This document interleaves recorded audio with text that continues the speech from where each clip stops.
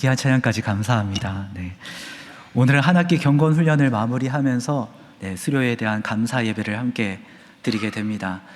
신대은 1학년생들은 1학기나 또 2학기 한해서 한 학기 동안 생활관에서 공동생활을 하면서 집중적인 경건 훈련을 함께 하는데요.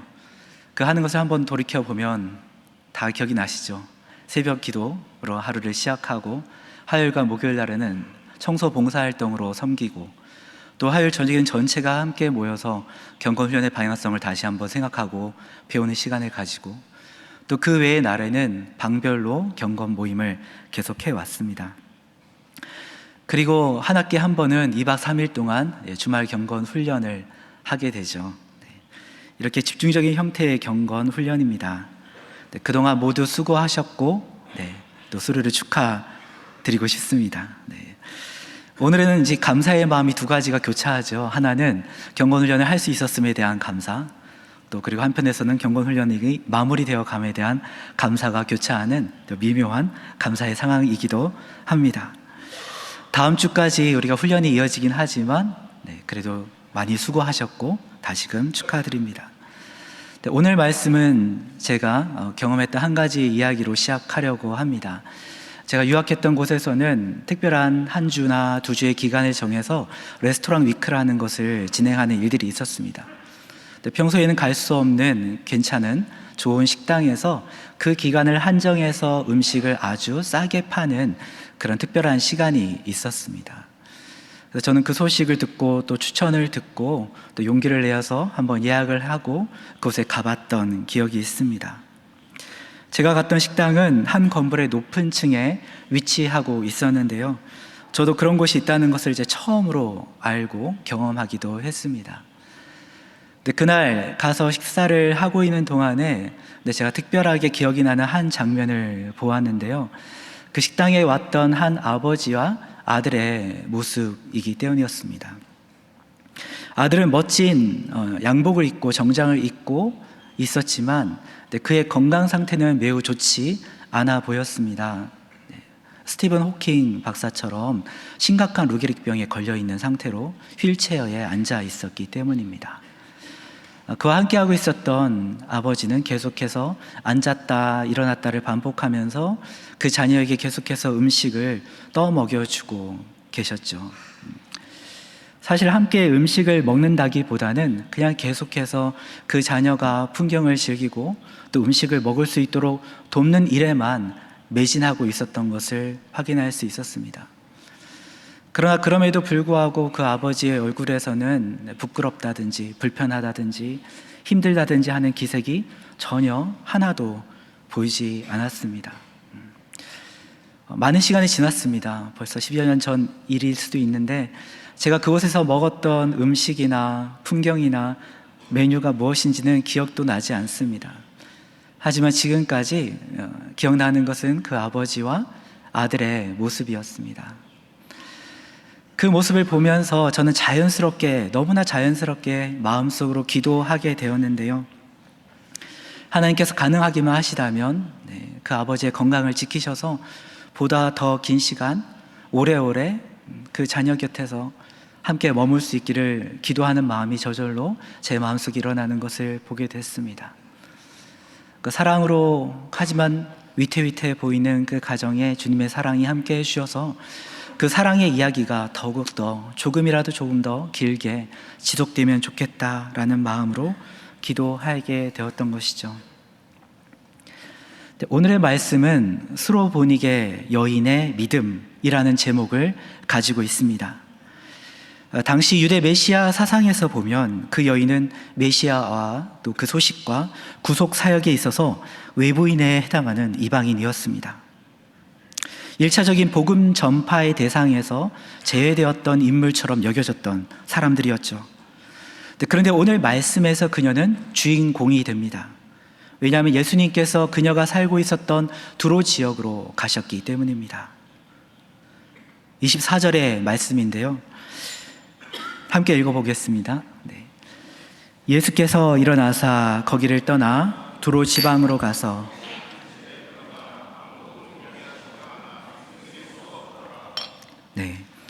이 말씀은 예수님께서 어떤 장소에서 떠나서 두로 지방으로 가셨다는 것을 보여줍니다. 거기로부터 떠났다고 기록되어 있기 때문이죠. 그럼 예수님은 어디에서 떠나셨던 것일까요? 어디서 떠나셨는지를 알 수 있는 말씀은 그 앞장인 6장을 보면 확인할 수 있습니다. 예수님의 이전 방문지는 게네사렛 땅이었다고 합니다. 지도를 한번 보도록 하겠습니다. 지도를 보면 게네사렛 땅은 갈릴리 호수 북서쪽에 위치한 곳이고 가로 1km 정도, 세로 5km 정도 되는 평야 지역이었습니다. 북서쪽 방향을 아시겠죠? 그쪽에 있습니다. 이스라엘의 중심지인 예루살렘으로부터는 한참 떨어져 있는 지역이었지만 예수님께서는 이 지역에서 계속 사역을 행하셨습니다. 그래서 그 지역 사람들은 예수님께서 배에서 내리시자마자 바로 예수님을 향해서 달려들게 되죠. 6장 55절의 말씀이 이렇게 되어 있습니다. 그 온 지방으로 달려 돌아다니며 예수께서 어디 계시다는 말을 듣는 대로 병든 자를 침상째로 메고 나아오니, 달려 돌아다니며, 그리고 듣는 대로 병든 자를 침상째로 메어 들고 왔던 그 사람들의 모습은 너무나 열정적인 사람들의 모습이었습니다.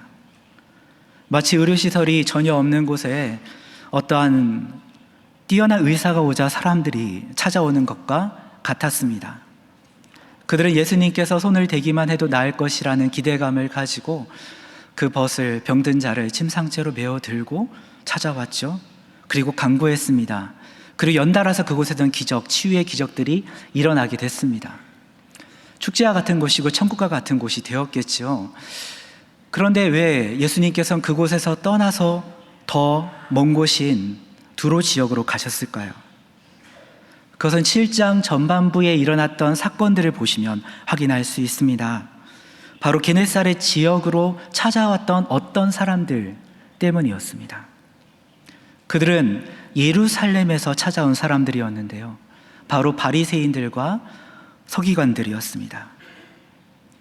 이들 먼 땅에서 찾아왔습니다. 먼 예루살렘에서 게네사렛까지 예수님을 향해서 찾아왔죠. 하지만 게네사렛 사람들이 예수님을 찾아왔던 이유와는 전혀 다른 이유를 가지고 찾아왔습니다. 예수님과 그 제자들을 비판하고 공격하기 위해서, 꼬투리를 잡기 위해서, 감시하기 위해서 그들은 찾아왔던 것이었습니다. 그래서 제자들이 전통을 준행하지 않고 부정한 선으로 떡을 먹자마자 기다렸다는 듯이 바로 지적하면서 공격했습니다. 제자들의 부정한 모습을 기다리고 바로 공격했던 모습을 보여주게 되죠. 이에 대해서 예수님은 그들이 하나님의 계명을 버린 것을 지적하시고, 사실은 그들의 마음이 더러운 것을 밝혀 드러내 보여주셨습니다.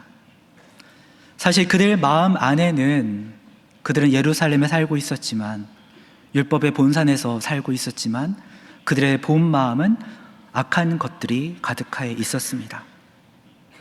사람을 더럽게 만드는 것들이 그 마음 속에 있어서 그것뿐만 아니라 게네사렛까지 찾아와서 그 마음을 나누는 모습을 보여주죠. 마음이 시커먼 사람들이었습니다.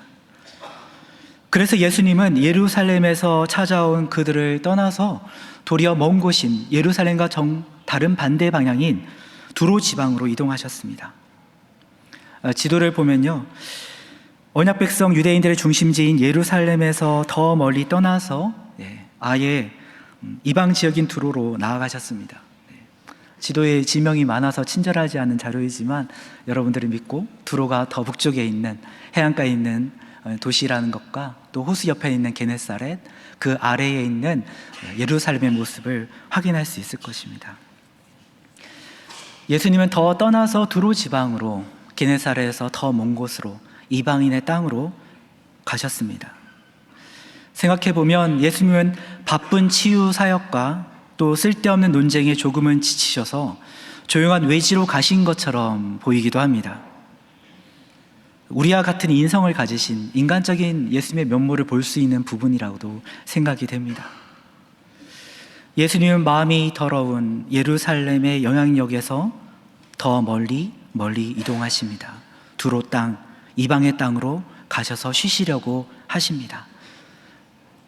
아까 읽었던 말씀에서 보면 그분은 조용히 쉬시려고 조용히 자신의 정체를 숨기고 한 집에 머물르셨다고 합니다. 그러나 예수님 안에서 감추어진 빛은 드러날 수밖에 없었죠. 그래서 도로에 있던 사람들은 예수님을 찾아서 달려오게 됩니다. 많은 일들이 있었을 겁니다. 하지만 오늘의 말씀에서는 한 여인의 이야기만 기록되어 있습니다. 그 중에서 가장 눈에 띄었던 한 사건이었겠죠. 그녀는 누가 봐도 가장 간절한 모습으로 예수님 앞에 나와서 달려옵니다. 그리고 그 발 앞에 엎드렸습니다. 그녀의 이름은 성경에 등장하지 않습니다. 다만 그녀가 어느 출신인지만 기록되어 있죠. 헬라인이다. 게네사렛 여인이 아니라 수로보니게 여인으로 기록되어 있습니다. 여기서 수로보니게 족속이라는 것은 시리아 지역의 페니키아 족속이라는 것을 의미합니다. 그녀는 하나님의 언약 백성도 아니었고 이름도 명시되지 않는 그런 숨겨진 삶을 살고 있던 사람이었습니다. 그러나 그녀의 출생 지역이 그녀의 모든 것을 설명하는 것은 아니었습니다. 그녀의 더 실질적인 정체성이 하나 있었습니다. 그녀는 더러운 귀신 들린 딸을 가지고 있는 어머니였습니다. 그것이 그녀가 매일매일 살아가면서 경험하고 마주하는 그녀의 실제 정체성이었습니다. 매일의 삶 가운데서 그녀는 그 정체성을 경험하고 그 정체성으로 살아가야 된다는 요구를 받고 있었습니다. 아침에 일어날 때마다, 딸을 볼 때마다, 딸에게 음식을 먹일 때마다, 딸을 씻길 때마다, 얼굴을 마주할 때마다 그녀가 경험했던 것은 나는 더러운 귀신을 들린 딸을 둔 어머니라는 그 정체성이었습니다. 그것이 그녀의 현실이었습니다. 그녀의 매일의 삶은 어떠했을까요? 우리는 직접적인 경험이나 아니면 간접적인 경험으로 생각해 볼 수 있을 겁니다. 병이나 장애를 가지고 있는 자녀를 둔 부모를 생각해 볼 수 있을 것이고요. 심각한 정신적 질환이나 우울증으로 날마다 시달리고 있는 자녀를 둔 부모를 또 떠올려 볼 수 있을 것입니다. 그리고 처음에 들었던 예화대로 심각한 루게릭병에 시달리고 있는 아들을 평생 돌보아야 하는 아버지의 모습도 비슷했을 것입니다. 그녀의 삶은 모든 순간이 귀신과 싸우고요, 귀신으로부터 딸을 지키는 힘겨운 전쟁터와 같았을 것입니다. 그래서 그 여인은 예수님께로 달려올 수밖에 없었고 무릎을 꿇을 수밖에 없었습니다. 매우 절망적으로 달려왔죠. 그리고 예수님 발 앞에 포기할 수 없는 사랑으로 엎드립니다. 그리고 자식인 딸에게서 귀신을 쫓아내 주시기를 간구하게 되죠. 그런데 이 장면에서 우리는 전혀 예상하지 못했던 예수님의 한 목소리를 듣게 됩니다. 27절의 말씀입니다. 자녀로 먼저 배불리 먹게 할지니 자녀의 떡을 취하여 개들에게 던짐이 마땅치 아니하니라. 이 말씀은 너무나 생소하여서 예수님께서 어떻게 그 말씀을 하셨을까 감히 상상하기 어려운 말씀의 표현입니다. 아니, 바리새인들과 서기관들이 이 말을 했다면 어느 정도 이해가 될 것입니다. 그런데 이 말씀을 하신 분은 다름 아니라 바로 예수님이셨습니다. 마치 그분의 공생의 주 대상은 하나님의 자녀들인 유대인들이고 이방인은 개와 같다는 표현처럼 들립니다. 당시 유대인들은 이방인들을 개처럼 부정한 것으로 보았다고 합니다. 그런데 예수님께서, 우리가 기대하는 예수님께서 그분의 사역에서 그들을 제외하시고 사람 취급하지 않는 것처럼 말씀하셨습니다. 이 말씀은 매우 인격 모독적인 발언이죠. 분노와 전쟁을 일으킬 수 있는 말입니다. 이 표현을 들으면 아무리 착한 사람이라 하더라도 속에서 분노가 일어날 것이고 그 사람과의 관계를 지속하는 것을 포기하게 될 것입니다. 제자들은 무슨 일이 일어나고 있는지에 대해서 궁금했을 것이고 그 장면을 주목하고 있었겠죠. 근데 그랬던 순간에 여자가 이렇게 대답을 합니다. 주여, 올소이다마는 상 아래의 개들도 아이들이 먹던 부스러기를 먹나이다. 주여 올소이다마는 상 아래 개들도 아이들이 먹던 부스러기를 먹나이다. 이것이 그녀의 대답이었습니다. 이 문장 표현 그대로 보면 그녀는 개처럼 되기를 선택했습니다. 귀신 들렸으나 여전히 사랑하는 딸 때문에, 그 딸을 포기할 수 없는 마음 때문에 함께 그 순간만큼은 개처럼 되는 것을 자처했습니다. 그녀는 예수님을 향한 분명한 믿음이 있었죠. 그러니까 예수님께 달려왔을 겁니다. 그러나 그것이 그녀가 가진 전부는 아니었습니다. 그녀는 더러운 귀신 들린 그러나 더러운 귀신 들린 그 딸을 사랑했습니다. 어쩌면 유일한 치유를 기대할 수 있는 기회였는데 그것을 놓칠 수 없었습니다. 그래서 개가 되어도 좋으니 상관없으니 딸을 낳게만 할 수 있다면 개가 되어도 괜찮다라는 그 마음으로 예수의 말씀을 어쩌면 문자적인 그대로의 말씀으로 받아들입니다. 그 말에 대하여 예수님께서 이렇게 말씀하시죠. 이 말을 하였으니 돌아가라. 귀신이 내 딸에게서 나갔느니라. 이 말을 네가 하였으니. 사랑하는 딸을 위해서 개처럼 취급받아도 괜찮다고 네가 말하였으니, 네가 그 사랑을 가지고 있으니 돌아가라. 귀신이 내 딸에게서 나갔느니라. 그 포기할 수 없는 사랑의 간절함 앞에서 함께 있던 모든 사람들도 한 마음으로 기대하고 기도했을 것입니다. 주님, 그녀의 딸은 고쳐주셔야 합니다.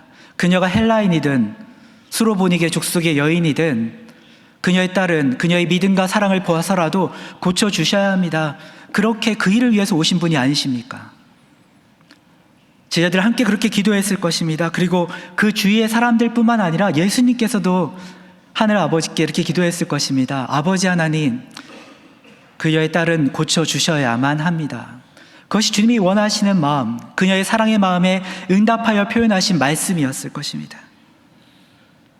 그녀의 마음은 예루살렘에서 찾아왔던 바리새인이나 서기관들과도 절대적으로 달랐습니다.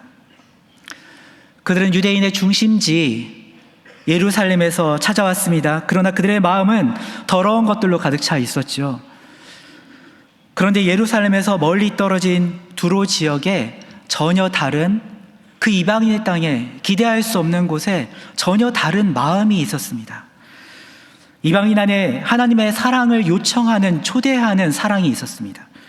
예수님의 공생의 기본적인 방향의 틀을 뒤바꿔달라고 요청하는 사랑의 요청이 그 땅 가운데 있었습니다. 그 흐름을 뒤집는 믿음과 사랑의 요청이 있었던 것이죠. 하나님의 나라를 그곳에서도 세워주셔야 합니다 라고 예수님께 요청하는, 설득해가는 사랑이 그곳에 있었습니다. 물론 자녀를 향한 사랑은 부모님에게 있어서는 본능과 같은 것이라고도 이야기합니다. 그러나 살아보니 모든 부모가 그녀처럼 사랑하기는 어렵다는 것도 우리가 발견하기도 합니다.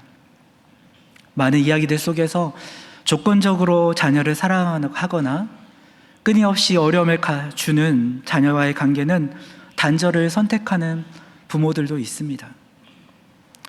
또 아동학대와 같은 그러한 사건을 일으키는 부모들도 존재합니다. 수로보니게 여인도 왜 포기하고 싶은 순간이 없었겠습니까? 태어나서 그 일이 일어나서 끊임없이 내 정체성을 더러운 귀신 들린 딸의 어머니로 만들어버리는 그 상황 속에서 벗어나고 포기하고 싶은 순간들이 왜 없었겠습니까? 그래서 실수하여 마음에도 없는 저주의 말을 자신의 생애에, 그리고 딸에게 내뱉고 싶었던 순간들도 분명히 있었을 것이고, 또 그리고 실수로 그 말을 내뱉었다가 후회하며 자책했던 날들도 있었을 것입니다. 그러나 예수님 앞에서, 그 소망의 소식 앞에서 그녀는 다시 그녀 안에 있었던 사랑의 마음을 선택합니다.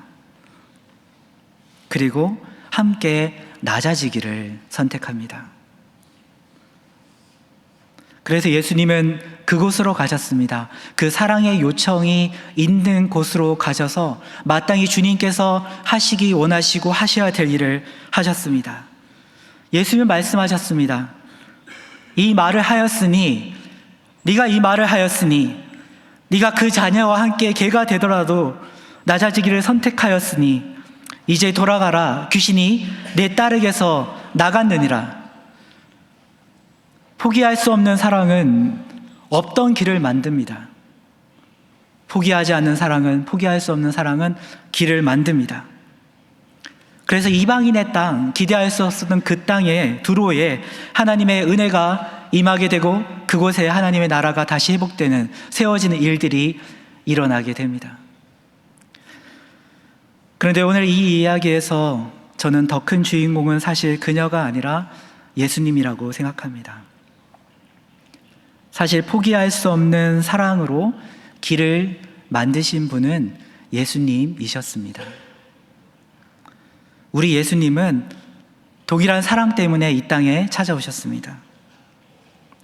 우리 인간을 사랑하셔서 우리가 경험하고 맛보고 만지고 보고 들을 수 있어서 모든 지각력이 있는 사람이면 경험할 수 있는 방식으로 하나님이 어떠한 분이신 것을 보여주시기 위해서 지상으로 내려오셨습니다. 그분이 바로 성자 예수님이십니다.